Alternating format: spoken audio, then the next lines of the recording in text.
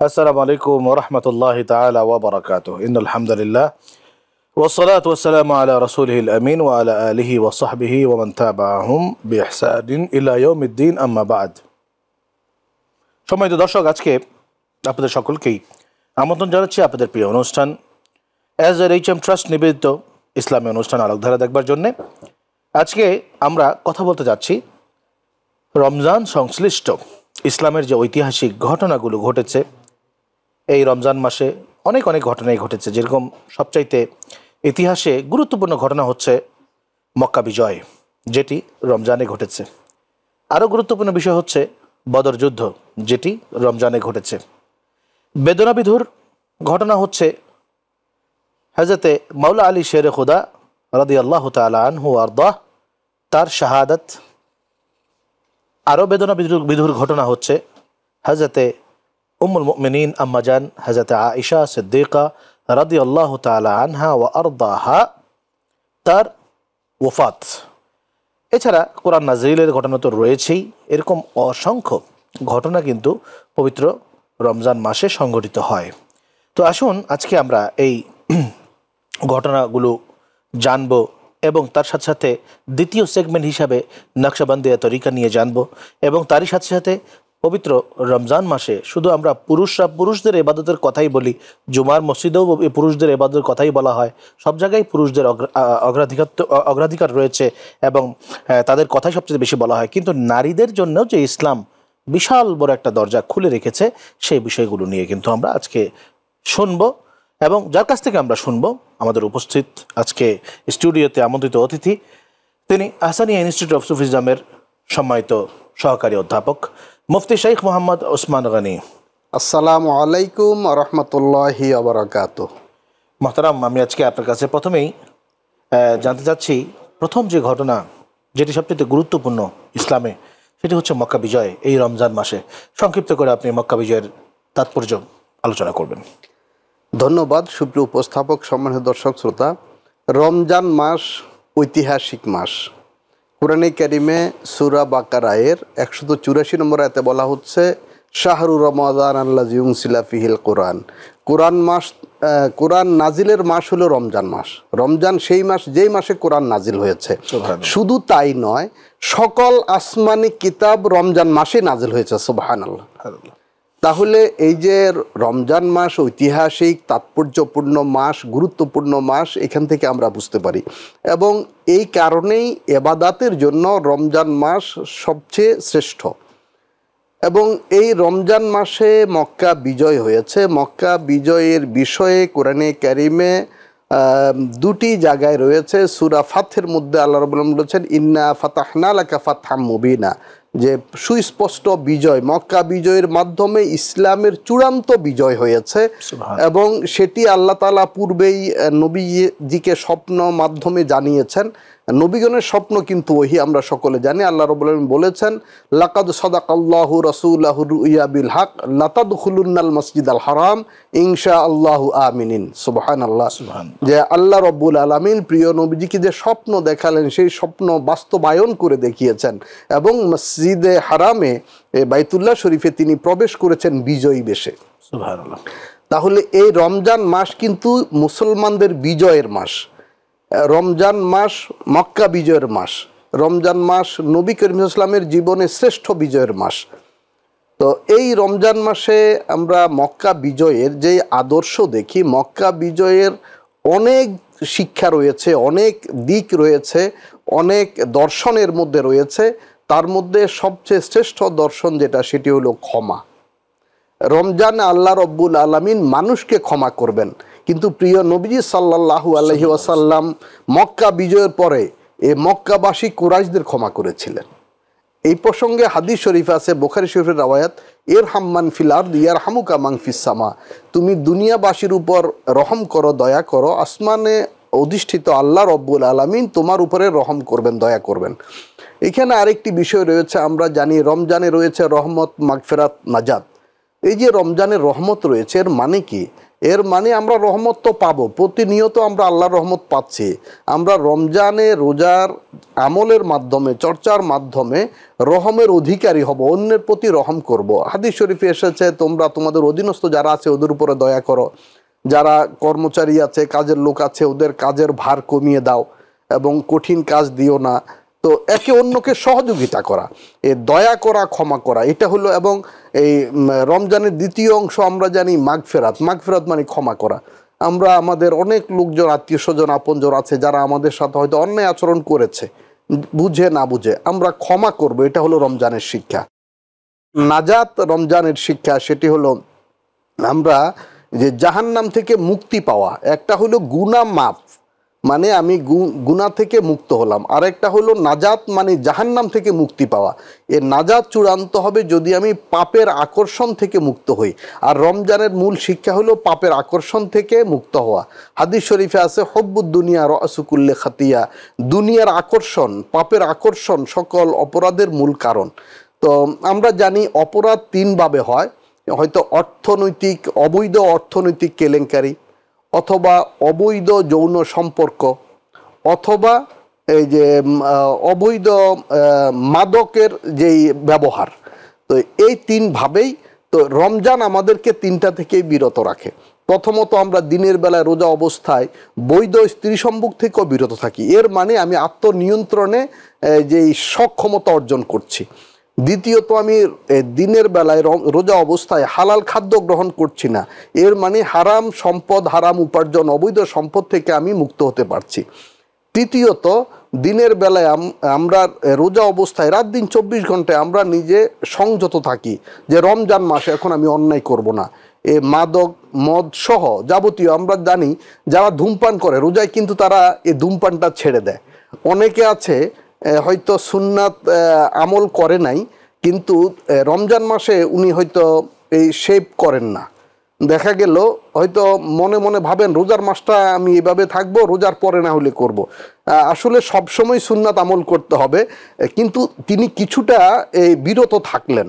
অর্থাৎ এ রমজান আমাদেরকে অন্যায় কাজ থেকে, মদ মাদকের নেশা আসক্তি থেকেও বিরত রাখে। আচ্ছা, রমজানে যেটি সবচেয়ে বেশি আমরা আমাদের মধ্যে আলোচিত, চর্চিত এবং বিভিন্ন সেমিনার পর্যন্ত হয়ে থাকে যে যেই ইসলামের বিষয়টি নিয়ে, তা হচ্ছে বদর যুদ্ধ, যেটি ইসলামের প্রথম যুদ্ধ বলা যেতে পারে। এই মক্কা বিজয় কিন্তু হচ্ছে বদর যুদ্ধের সাফল্যের কারণেই। আজকে এই বদর যুদ্ধ নিয়ে আপনার কাছে জানতে চাই। ইসলাম বিজয়ী হিসাবে দুনিয়াতে প্রতিষ্ঠিত হবে, এই জন্য আল্লাহ রব্বুল আলামিন নবী করিম সাল্লাল্লাহু আলাইহি ওয়াসাল্লামকে পাঠিয়েছেন। সূরা ফাতহের 27 নম্বর আয়াতে বলেছেন, হুয়াল্লাযী আরসালা রাসূলাহু বিল হুদা ওয়া দীনিল হক লিইয়ুযহিরাহু আলাদ দীনি কুল্লিহি ওয়া কাফা বিল্লাহি শাহিদা। যে আল্লাহ রব্বুল আলামিন প্রিয় নবী সাল্লাল্লাহু আলাইহি ওয়াসাল্লামকে পাঠিয়েছেন সত্য দিন সহ। যে দিন অনেক আছে, কিন্তু সত্য দিন, আল্লাহর মনোনীত দিন কিন্তু একটাই, সেটি হলো ইসলাম। এটি কেন পাঠিয়েছেন? লিইয়ুযহিরাহু আলাদ দীনি কুল্লিহি, সকল মতবাদ, সকল জীবন দর্শন, সকল ধর্মের উপরে বিজয়ী রূপে প্রতিষ্ঠা করার জন্য। আর প্রিয় নবীজি সাল্লাল্লাহু আলাইহি ওয়াসাল্লাম তিনি যখন মক্কাতে দ্বীনের দাওয়াত দিলেন, সেখানে নির্বিঘ্নে দাওয়াত দিতে পারলেন না। তিনি আল্লাহর হুকুম হিজরত করে মদিনা শরীফে গেলেন, সেখানে দাওয়াতি কাজের মাধ্যমে ইসলামী সমাজ প্রতিষ্ঠা হয়ে গেল। এবং এটিও কিন্তু মুশরিকদের সহ্য হলো না। হিজরতের দ্বিতীয় বছরে মক্কার কুরাইশরা যে প্রায় 500 কিলোমিটার দূরে এসে আক্রমণ করলো। ইসলাম কিন্তু শান্তির ধর্ম, আমরা জানি। ইসলাম কখনো গায়ে পড়ে যুদ্ধ করে নাই বা আক্রমণ করে নাই, শুধু আক্রমণ প্রতিহত করেছে, আত্মরক্ষার জন্য ইসলাম যুদ্ধ করেছে। এবং ইসলামে যে যুদ্ধের নির্দেশ বা অনুমতি আছে সেটি শুধু আত্মরক্ষার জন্য বা দেশ রক্ষার জন্য। তো সেই মদিনা শরীফ থেকে 70 কিলোমিটার দূরে মাত্র সেই বদরের প্রান্তর, হাজী সাহেবগণ অনেক সময় জিয়ারতে যান, আমরা গিয়েছি, আপনিও গিয়েছেন মাশাআল্লাহ। তো সেখানে মাত্র 313 জন সাহাবী, আর তারা কাফের মুশরিক কুরাইশ বাহিনী 1000, তাদের বহু ওট ঘোড়া তরবারি অস্ত্রশস্ত্র, আর মুসলমানদের কোনো অস্ত্রশস্ত্র নেই, ওট ঘোড়া কিছুই নেই। তারা 313 জন সাহাবী এই অসম যুদ্ধে আত্মরক্ষার জন্য, মদিনার সুরক্ষার জন্য তারা যুদ্ধ করলেন এবং সেই যুদ্ধ যেদিন সংগঠিত হয়েছিল সেই ঐতিহাসিক বদরের যুদ্ধ, সেটি হলো 17ই রমজান। সুবহানাল্লাহ, এই রমজান মাস, এবং এই রমজান মাস বিজয়ের মাস, এবং ইসলামের প্রথম বিজয় কিন্তু এই রমজান মাসে, এবং মক্কা বিজয় কিন্তু সেই রমজান মাসে। তো এই 17ই রমজান সেই ঐতিহাসিক বদর, এবং যার মাধ্যমে ইসলামের বিজয়ের প্রকাশ্য সূচনা হয়, এবং এর ধারাবাহিকতায় এর 1 বছর পরে আসে এই ওহুদের যুদ্ধ। সেখানেও ইসলামের বিজয় হয়েছে, যদিও একটু বিপর্যয় হয়েছে সাময়িক কিছু সাহাবীর ভুলের কারণে, কিন্তু চূড়ান্তভাবে ওটা বিজয় হয়েছে। এবং এরপরে আরও অন্যান্য যতগুলো যুদ্ধ হয়েছে সেগুলো বিজয়ের মুখ দেখেছে, কিন্তু প্রথম বিজয় এবং সেটি কিন্তু সবচেয়ে বড় বিজয়, সেটি হলো এই বদরের বিজয়। এই রমজানে একটা বিশেষ ঘটনা হচ্ছে হযরত মাওলা আলী শেরে খুদা হযরত আলীউল মুর্তজা কাররামাহুল্লাহু ওয়াজহুল করিম তার শাহাদাতের ঘটনা, তার শাহাদাতের ঘটনার পিছনে নেপথ্যে কারা ছিল এবং এটার পিছনে যে ইতিহাস সংক্ষিপ্তভাবে বলবেন। ধন্যবাদ। হযরত আলী কাররামাল্লাহু ওয়াজহাহু, সাহাবা ইকরামের নামের সাথে আমরা সাধারণত রাদিয়াল্লাহু তাআলা আনহু বলি, এবং হযরত আলী রাদিয়াল্লাহু তাআলা আনহু, আল্লাহ ওনাদের উপরে সন্তুষ্ট রাজি। তো আমরা আলী রাদিয়াল্লাহু তাআলা নামের সাথে বিশেষত কাররামাল্লাহু ওয়াজহাহু বলি। কাররামা মানে সম্মানিত করেছেন আল্লাহ তাআলা, ওয়াজহাহু তার চেহারাকে। অর্থাৎ অন্যান্য সাহাবীগণ ইসলাম গ্রহণের আগে ওনারা কেউ কেউ শিরিক বা মূর্তি পূজায় লিপ্ত ছিলেন, সেই আরবের কালচার হিসাবে। মানে অনেক সাধারণ মানুষ, ভালো মানুষ, হয়তো উনি ব্যক্তি হিসাবে ভালো, কিন্তু সামাজিকভাবে তারা মূর্তি পূজার সাথে লিপ্ত ছিলেন। কিন্তু সেই মূর্তি পূজার শিরিকি সমাজে লালিত পালিত হয়েও হযরত আলী রাদিয়াল্লাহু তাআলা আনহু কখনো মূর্তির সামনে মাথা নত করেন নাই। এই জন্য ওনাকে বলা হয় কাররামাল্লাহু ওয়াজহাহু। এবং তিনি ভূমিষ্ঠ হয়েছিলেন কাবাগরের ভিতরে। ওনার আম্মা, ওনার নাম ফাতেমা, ওনার আম্মা ফাতেমা বিনতে আসাদ, তিনি যখন তোয়াফ করছিলেন তখন ওনার প্রসব বেদনা উঠে, এবং তিনি কিংকর্তব্য বিমূঢ় হয়ে কাবাগরের ভিতরেই প্রবেশ করেন, এবং সেখানেই তিনি ভূমিষ্ঠ হন, একমাত্র পৃথিবীর সন্তান বা শিশু যার জন্ম লাভ, পৃথিবীতে আগমন কাবাগরের ভিতরে হয়েছে। যাই হোক, তিনি নবীজির পরিবারে লালিত হয়েছেন। নবী করিম সাল্লাল্লাহু আলাইহি ওয়াসাল্লাম ছোটবেলায় চাচা আবু তালেব, মানে আলী রাদিয়াল্লাহু তাআলা আনহুর যিনি আব্বা, ওনার সংসারে লালিত হয়েছিলেন। আর নবী করিম সাল্লাল্লাহু আলাইহি ওয়াসাল্লাম যখন পরিণত বয়স 25 থেকে 35, এই সময় আলী রাদিয়াল্লাহু তাআলা আনহু যখন জন্ম হয়েছেন, তখন তিনি পরিণত, এবং উনি হযরত খাদিজা রাদিয়াল্লাহু তাআলা আনহার সাথে ইতিমধ্যে বিয়ে হয়েছে 25-এর পরেই। তো তিনি আলী রাদিয়াল্লাহু তাআলা আনহুকে তিনি লালন পালন করেছেন। এবং ইসলাম গ্রহণের ক্ষেত্রে শিশুদের মধ্যে, বালকদের মধ্যে আলী রাদিয়াল্লাহু তাআলা আনহু প্রথম। পুরুষদের মধ্যে যেমন আবু বকর রাদিয়াল্লাহু তাআলা আনহু প্রথম, আর সবার আগে হযরত খাদিজা রাদিয়াল্লাহু তাআলা আনহা তিনি ইসলাম কবুল করেছেন। তো এই ক্ষেত্রে আলী রাদিয়াল্লাহু তাআলা আনহু, ওনার আরেকটা পরিচয় হলো তিনি আজীবন নবীজির সঙ্গী ছিলেন, এবং কেউ কেউ বলেন তিনি নবীজির দেহরক্ষী ছিলেন। অর্থাৎ নবীজির নিরাপত্তার জন্য তিনি সবসময় নবীজির সাথেই থাকতেন। তো আলী রাদিয়াল্লাহু তাআলা আনহু তিনি হলেন ইসলামের চতুর্থ খলিফা। নবীজির ওফাতের পরেই আবু বকর রাদিয়াল্লাহু তাআলা আনহু খেলাফত লাভ করেন। তারপরে ওনার ওফাতের পরে হযরত ওমর রাদিয়াল্লাহু তাআলা আনহু, ওনার শাহাদাতের পরে হযরত ওসমান রাদিয়াল্লাহু তাআলা আনহু, ওনার শাহাদাতের পরেই জনগণের সমর্থনে হযরত আলী রাদিয়াল্লাহু তাআলা আনহু খেলাফত অধিষ্ঠিত হন।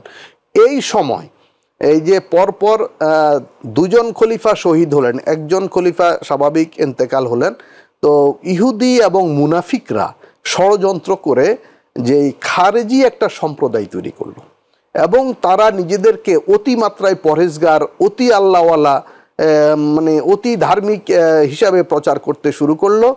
এবং তারা হযরত আলী রাদিয়াল্লাহু তাআলা আনহুর সাথে হযরত ওসমান রাদিয়াল্লাহু তাআলা আনহুর শাহাদাতের বিচার নিয়ে যে একটা জটিলতা হয়, এবং এর পক্ষ বিপক্ষে সাহাবা একরাম কে মুনাফিক এবং ইহুদিরা বিভিন্নভাবে বিভাজনের চেষ্টা করে। একদিকে হযরত মুআবিয়া রাদিয়াল্লাহু তাআলা আনহু এবং মা আয়েশা রাদিয়াল্লাহু তাআলা আনহা, ওনাদের অবস্থান ছিল। তো এই সুবাদে যখন তারপরেও আলী রাদিয়াল্লাহু তাআলা আনহু ঐক্যের স্বার্থে একটা সমন্বয়ের চেষ্টা করেন, কিন্তু ওই খারেজি সম্প্রদায় তারা বলছেন কোনো ঐক্য নাই, কোনো সমন্বয় হবে না। মানে অনৈক্য তৈরি করা। যে ইসলামের মধ্যে অনৈক্য তৈরি করার নাটের গুরু, পালের গোদা, প্রধান কারিগর হইল এই খারেজি সম্প্রদায়, যার পিছনের মূল কিরণক শক্তি ছিল ইহুদি এবং মুনাফিকরা। এখনো আমাদের সমাজে অনৈক্যের বিষয়টা রয়েছে, আমরা এই অনৈক্যের সূত্র খুঁজে বেড়াই। আসলে ঐক্যের সূত্র খুঁজতে হবে। আলী রাদিয়াল্লাহু তাআলা আনহু ঐক্যের জন্যই কিন্তু সমন্বয়ের মানে প্রস্তাবটা গ্রহণ করেছেন। তো এই সুবাদে এই খারেজি সম্প্রদায় বলল যে তিনি যে সমন্বয় করলেন, ঐক্য করলেন, এটা আল্লাহর বিধানের বাইরে চলে গেছে, নাউজুবিল্লাহ।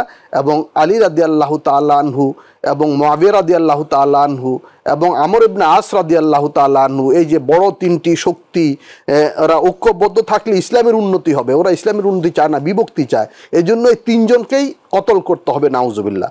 এবং সেই তারা পরিকল্পনা করলো তিনজনের একজন যদি না থাকে বাকি দুজন শক্তিশালী হবে, দুজন না থাকলে বাকি একজন শক্তিশালী হবে, মানে ইউনিটি থেকে যাবে। এজন্য তিনজনকে একসাথে শহীদ করার পরিকল্পনা বা ঘৃণ্য ষড়যন্ত্র তারা করলো। এবং এই 17ই রমজান একই টাইমে তিন জায়গায় তিনজনকে তারা হত্যা করার জন্য আততায়ী নিয়োগ করলো।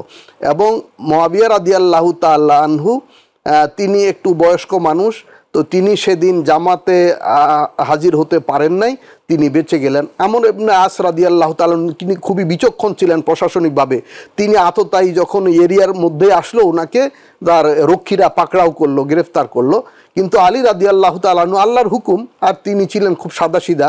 উনি যখন ফজরের নামাজে যাচ্ছেন, ওনাকে এই আব্দুর রহমান ইবনে মুলসিম নামে সেই মুনাফিক ওনাকে তরবারের আঘাতে মাথায় আঘাত করে ইয়ে করলেন।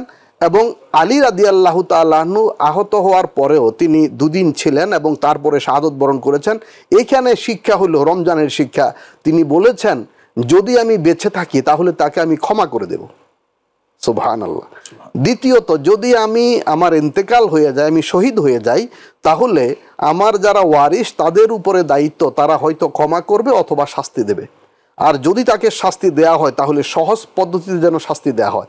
দেখেন, জানের শত্রু যে আমাকে হত্যা করছে, শহীদ করছে, তার প্রতি ক্ষমার আচরণ, এটাই হলো রমজানের শিক্ষা, এটাই হলো ইসলামের শিক্ষা।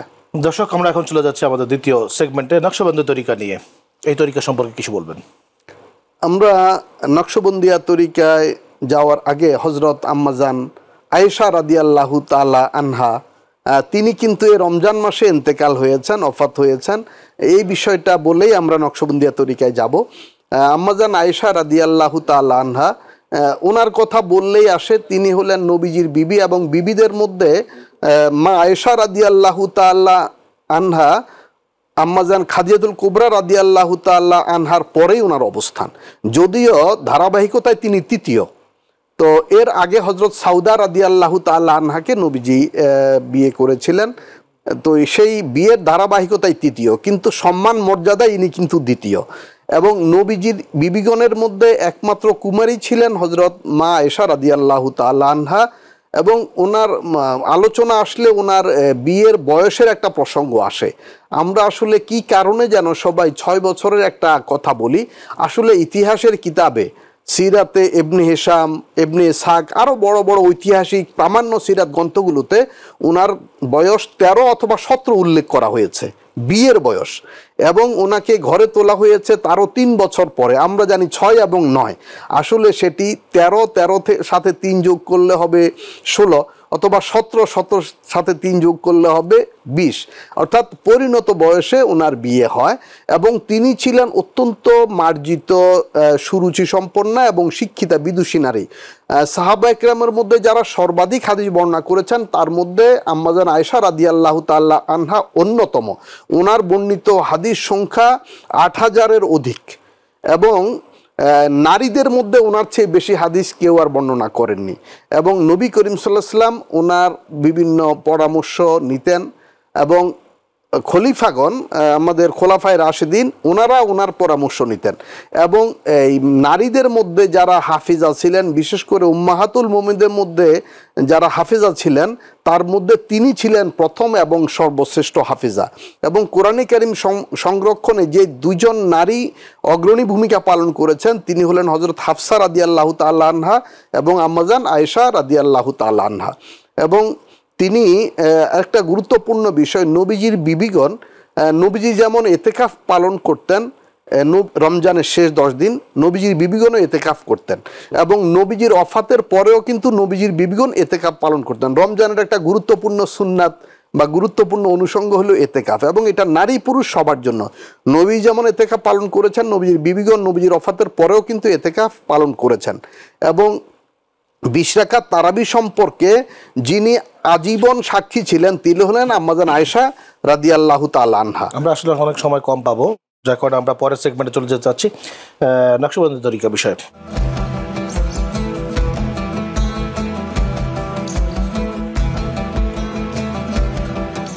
আমাদের ইসলামে পরিচিত যেই তরিকাগুলো আছে, তরিকা মানে হলো সিলসিলা, যেই পদ্ধতিগুলো দুনিয়া আখেরাতের কল্যাণের জন্য, মানুষের আধ্যাত্মিক উন্নতির জন্য, দুনিয়ার জীবনকে সুশৃঙ্খল করার জন্য যে তরিকাগুলো প্রচলিত, যেগুলো কোরআন সুন্নাহর আলোকে প্রবর্তিত, তার মধ্যে একটি হলো নকশবন্দিয়া তরিকা। এবং এই তরিকার প্রবর্তক যিনি, যার নামে বা যার মাধ্যমে এই তরিকার প্রচার প্রসার হয়েছে, তিনি হলেন হজরত বাহাউদ্দিন নকশবন্দি রহমতুল্লাহ আলাই। তো হজরত বাহাউদ্দিন নকশবন্দি রহমতুল্লাহ আলাই, উনি এই বোখারাতে ওনার জন্ম, এবং ওনার সমাধি বা মাজার শরীফও কিন্তু বোখারাতে অবস্থিত। এবং উনি খুবই মেধাবী ছিলেন, খুবই ধী শক্তি সম্পন্ন ছিলেন, এবং সেই সময়কার প্রচলিত যে শাফি মাজহাব, হাম্বলি মাজহাবের তিনি পণ্ডিত ছিলেন। এবং ওনার বিশেষ বৈশিষ্ট্য ছিল যে সুন্নাতের উপরে মানুষকে নিয়ে আসা, অর্থাৎ একেবারে সাদামাটা ইসলাম, ইসলাম যেটা আমরা বলি যে একেবারে খাঁটি ইসলাম যেটা, এটা অনুসরণ করা। আমরা অনেকে হয়তো সহজতার জন্য একটু ভিন্ন ব্যাখ্যা বা সহজতর একটা পন্থা অবলম্বন করতে চাই বা করি, কিন্তু বাহাউদ্দিন নকশবন্দি রহমতুল্লাহ যে তরিকা উনি অনুশীলন করলেন, মানুষকে যেই পথে দাঁড় করাতে চেষ্টা করলেন, তিনি বললেন সাহাবা একরামের নমুনায় চলতে হবে, নবী করিম সাল্লাল্লাহু আলাইহি ওয়াসাল্লামের জীবন আদর্শ মানতে হবে, এর মধ্যে বিন্দু মাত্র ছাড় দেওয়া যাবে না। আমরা অনেক সময় মনে করি যে তরিকা মানে হলো নিজের খুশি মতো বা স্বাধীন মতো চলা, ইসলাম থেকে একটু দূরে সরে কোরআন হাদিসকে একটু পাশে রেখে চলা। আসলে তা না, তিনি এই ভুল ভেঙে দিলেন। তিনি বললেন না, তরিকা মানে হলো কোরআন, তরিকা মানে হলো হাদিস, তরিকা মানে রাসূল করিম সাল্লাল্লাহু আলাইহি সাল্লাম, তরিকা মানে সাহাবা একরাম। অর্থাৎ সাহাবা একরামের নমুনার উপরে মানুষকে চলতে তিনি উদ্বুদ্ধ করলেন, নিজে চললেন। এটাই হলো নকশবন্দিয়া তরিকা। এবং তিনি মানুষ বিভিন্নভাবে কিছু ভাবে, মানুষের মনে একটা কিছু থাকে সামনে, তিনি মানুষকে বললেন সামনে থাকবে আল্লাহ। তো আল্লাহ কিভাবে সামনে থাকবে, বিভিন্ন কিতাবে এসেছে, তিনি আল্লাহ শব্দটি লিখে দিতেন এবং বলতেন যে তোমাদের দৃষ্টিতে আল্লাহ শব্দটি থাকবে সবসময়। মানে আল্লাহ শব্দের ধ্যান করা, আল্লাহ শব্দ থেকে আল্লাহর জাতের কাছে যাওয়া যাবে, মানে সবসময় আল্লাহকে স্মরণে রাখা। এখানে আমরা যদি বলি, হজরত জুনাইদ বাগদাদি রহমতুল্লাহ তিনি বলেছেন আল্লাহর অস্তিত্বের উপস্থিতি অনুভব করা হলো তরিকত বা তাসাউফ। মানে আল্লাহ যে হাজির আছেন সর্বত্র আমাদের সঙ্গে, আমি যেখানেই থাকি আল্লাহ আমার কাছে, আল্লাহ কিন্তু দূরে না, আল্লাহর জন্য কোনো বস্তু বা বিষয় দূরবর্তী নয়। তো এই যে আল্লাহ আমার সাথে আছেন, এই অনুভব বা অনুভূতি যদি আমার সক্রিয় থাকে, তাহলে আমি কোনো অন্যায় করতে পারবো না এবং ইবাদত করা আমার জন্য সহজ হবে। এই তরিকার শায়েখদের সম্পর্কে বলবেন, কারা কারা আছেন? এই তরিকার বিশ্বব্যাপী এই তরিকা প্রচলিত আছে। আমাদের ভারতীয় উপমহাদেশে একজন শ্রেষ্ঠ মনীষী হজরত শেখ আহমদ সিরহিন্দ মুজাদ্দিদ আলফে সানি রহমতুল্লাহ এই তরিকার অন্যতম প্রধান এবং শ্রেষ্ঠ একজন বুজুর্গ, এবং ওনার মাধ্যমে এই তরিকা এই এলাকায় সবচেয়ে বেশি প্রচার এবং প্রসার লাভ করে। এবং এই তরিকাকে কেউ আবার মুজাদ্দিদিয়া তরিকা নাম দিয়েছেন, আবার কেউ নকশবন্দিয়া মুজাদ্দিদিয়া তরিকা নাম দিয়েছেন। কিন্তু তিনি এই হজরত মুজাদ্দিদ আলফে সানি, অর্থাৎ যিনি দ্বিতীয় সহস্রাব্দের মুজাদ্দিদ, অর্থাৎ এমনি তো মুজাদ্দিদ প্রতি শতাব্দীতে আসে, আবার 1000 বছর পর একজন শ্রেষ্ঠ মুজাদ্দিদ আসেন। তো এই যে দ্বিতীয় সহস্রাব্দ এখন চলছে, যে আমরা দেখি নবীজি থেকে এখন ১৫০০ বছর, এই সহস্রাব্দের শ্রেষ্ঠ মুজাদ্দেদ হযরত শেখ আহমদ শেরহিন্দ রহমতুল্লাহ আলাই, তিনি এই নকশবন্দিয়া তরিকার অন্যতম মুর্শিদ। আমরা তৃতীয় সেগমেন্টে চলে যাচ্ছি।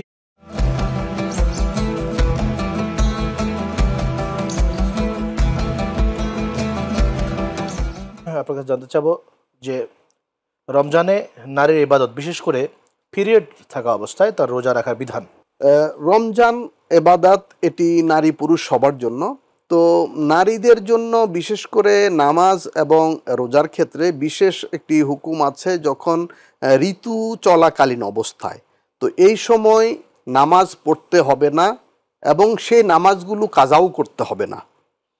কেন কাজা করতে হবে না? এই নামাজের পরবর্তীতে আবার 5 ওয়াক্ত নামাজ আছে। মানে এই যে ওনার 3 দিন বা 5 দিন বিরতি গেল, 1 সপ্তাহ বিরতি গেল, এই 1 সপ্তাহ পরে উনি সুস্থ হলে, স্বাভাবিক হলে নামাজ কিন্তু ধারাবাহিক রয়েছে। কিন্তু রোজা কাজা আদায় করতে হবে, কারণ এর পরের সময়গুলোতে রোজা ধারাবাহিক নাই, সারা বছর রোজা নাই।